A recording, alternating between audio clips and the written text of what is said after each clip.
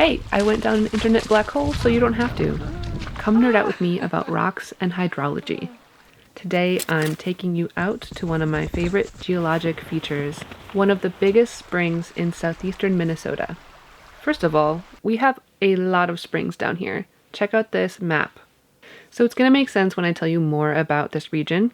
It's called the driftless area, and in case you didn't already know about it, the continental glaciers did not move across the landscape and leave behind something called glacial drift, which is a bunch of rocks and gravel and soil that they carry with, and then the glaciers melt and they leave that behind.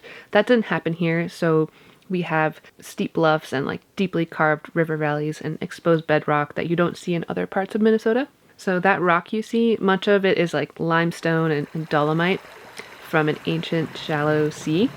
And because rainwater is slightly acidic, it will dissolve the rock over time, creating underground cave networks and springs and all sorts of fun stuff. And this landscape type is called karst topography. So Big Spring, that I mentioned earlier, in Forestville / Mystery Cave State Park, is one of the largest springs in Minnesota.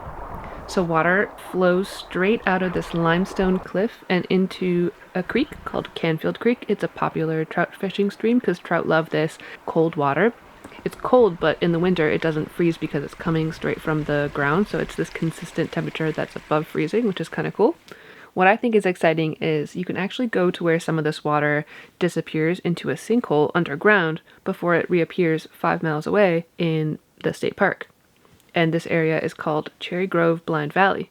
And I'll leave that hiking adventure to you to go see. So researchers have traced the flow of this water using dye studies where they put dye in the water and they measure how long it's underground and where it comes out. And they've found that this water in Big Spring is only underground for a couple hours.